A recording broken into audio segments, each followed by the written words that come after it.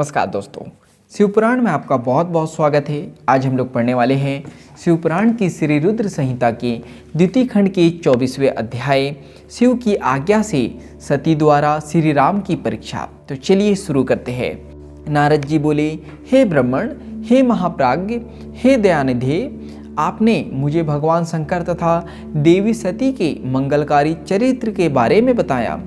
हे प्रभु, मैं महादेव जी का स्वप्तनीक यश वर्णन सुनना चाहता हूँ। कृपया अब मुझे आप यह बताइए कि तत्पश्चात शिवजी व सती ने क्या किया। उनके सभी चरित्रों का वर्णन मुझसे करें। ब्रह्मा जी ने कहा, मुने, एक बार की बात है कि सती जी को अपने पति का वियोग प्राप्त हुआ। यह वियोग भी उनकी लीला का ही रूप था, क्योंकि इनका परस्पर वियोग तो हो ही नहीं सकता है। यह वाणी और अर्थ के समान है। यह शक्ति और शक्तिमान है तथा चित्र स्वरूप है। सती और शिव तो ईश्वर है। वे समय समय पर नई नई लीलाएं रचते हैं। सूत जी कहते हैं, महर्षियों, ब्रह्मा जी की बात सुनकर नारद जी ने ब्रह्मा जी से देवी सती और भगवान शिव के बारे में पूछा कि भगवान शिव ने अपनी पत्नी सती का त्याग क्यों किया। ऐसा किस लिए हुआ कि स्वयं वर देने के बाद भी उन्होंने देवी सती को छोड़ दिया। प्रजापति दक्ष ने अपने यज्ञ के आयोजन में भगवान शिव को निमंत्रण क्यों नहीं दिया और यज्ञ स्थल पर भगवान शंकर का अनादर क्यों किया। उस यज्ञ में सती ने अपने शरीर का त्याग क्यों किया तथा इसके पश्चात वहां पर क्या हुआ। हे प्रभु, कृपा कर मुझे इस विषय में सविस्तार बताइए। ब्रह्मा जी बोले, हे महाप्राज्ञ नारद, मैं तुम्हारी उत्सुकता देखकर तुम्हारी सभी जिज्ञासाओं को शांत करने के लिए तुम्हें सारी बातें बताता हूँ। ये सभी भगवान शिव की ही लीला है। उनका स्वरूप स्वतंत्र और निर्विकार है। देवी सती भी उनके अनुरूप ही है। एक समय की बात है, भगवान शिव अपनी प्राण प्रिया पत्नी सती के साथ अपनी सवारी नंदी पर बैठकर पृथ्वीलोक का भ्रमण कर रहे थे। घूमते घूमते वे दंडकारण्य में आ गए।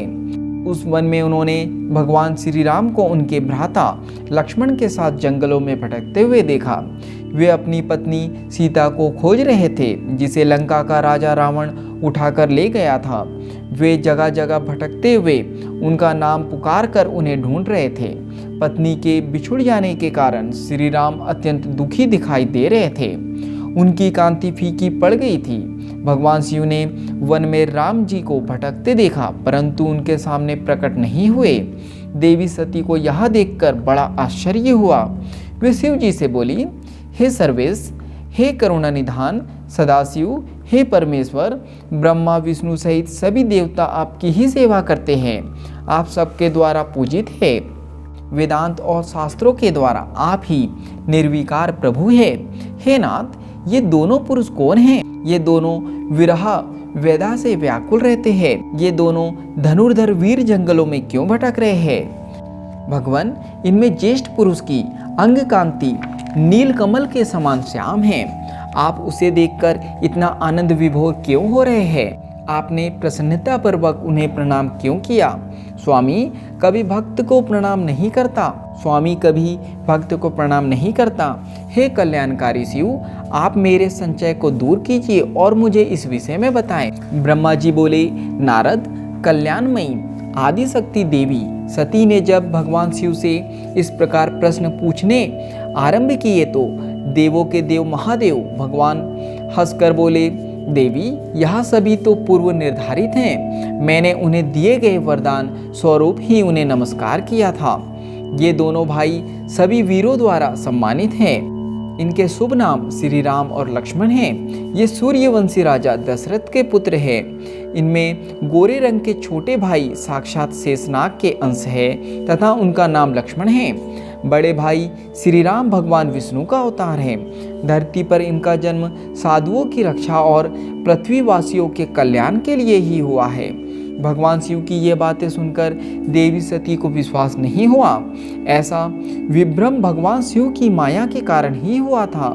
जब भगवान शिव को यह ज्ञात हुआ कि देवी सती को उनकी बातों पर विश्वास नहीं हुआ है, तो वे अपनी पत्नी दक्ष कन्या सती से बोले, देवी, यदि तुम्हें मेरी बातों पर विश्वास नहीं है तो तुम स्वयं श्री राम की परीक्षा ले लो। जब तक तुम इस बात को आश्वस्त ना हो जाओ कि वे दोनों पुरुष ही राम और लक्ष्मण हैं और तुम्हारा मोह ना नष्ट हो जाए, तब तक मैं यहीं बरगद के नीचे खड़ा हूँ। तुम जाकर श्री राम और लक्ष्मण की परीक्षा लो। ब्रह्मा जी बोले, हे महामुनि नारद, अपने पति भगवान शिव के वचन सुनकर सती ने अपने पति का आदेश प्राप्त कर श्री राम लक्ष्मण की परीक्षा लेने की ठान ली, परंतु उनके मन में बार बार एक ही विचार उठ रहा था कि मैं कैसे उनकी परीक्षा लूं। तब उनके मन में यह विचार आया कि मैं देवी सीता का रूप धारण कर श्री राम के सामने जाती हूँ। यदि वे साक्षात विष्णु जी का अवतार है तो वे मुझे आसानी से पहचान लेंगे, अन्यथा वे मुझे पहचान नहीं पाएंगे। ऐसा विचार कर उन्होंने सीता का वेश धारण कर लिया और राम जी के समक्ष चली गई। सती ने ऐसा भगवान शिव की माया से मोहित होकर ही किया था। सती को सीता के रूप में देखकर राम जी सब कुछ जान गए। वे हंसते हुए देवी सती को प्रणाम करके बोले, हे देवी सती, आपको मैं नमस्कार करता हूँ। हे देवी, आप तो यहाँ हैं, परंतु त्रिलोकीनाथ भगवान शिव कहीं भी दिखाई नहीं दे रहे हैं। बताइए देवी, आप इस निर्जन वन में अकेली क्या कर रही है और आपने अपने परम सुंदर और कल्याणकारी रूप को त्याग कर यह नया रूप क्यों धारण किया है? श्री रामचंद्र जी की बातें सुनकर देवी सती आश्चर्यचकित हो गई। तब वे शिव जी की बातों का स्मरण कर तथा सच्चाई को जानकर बहुत शर्मिंदा हुई और मन ही मन अपने पति भगवान शिव के चरणों का स्मरण करती हुई बोली, हम अपने पति करुणा निधान भगवान शिव तथा अन्य पार्षदों के साथ पृथ्वी का भ्रमण करते हुए इस वन में आ गए थे।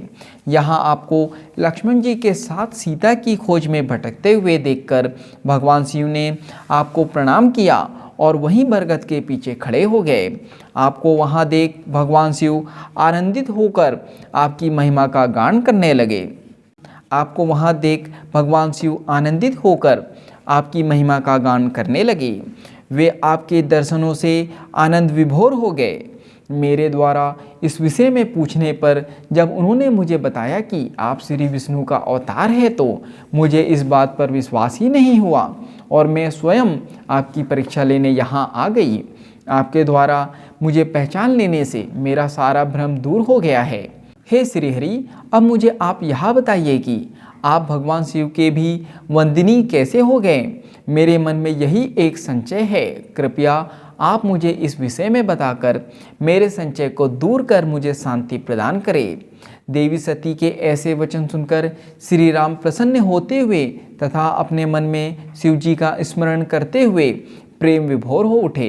वे प्रभु शिव के चरणों का चिंतन करते हुए मन में उनकी महिमा का वर्णन करने लगे। तो यहाँ पर शिवपुराण की श्री रुद्र संहिता के द्वितीय खंड के 24वें अध्याय का समापन होता है। आज के लिए इतना ही। धन्यवाद।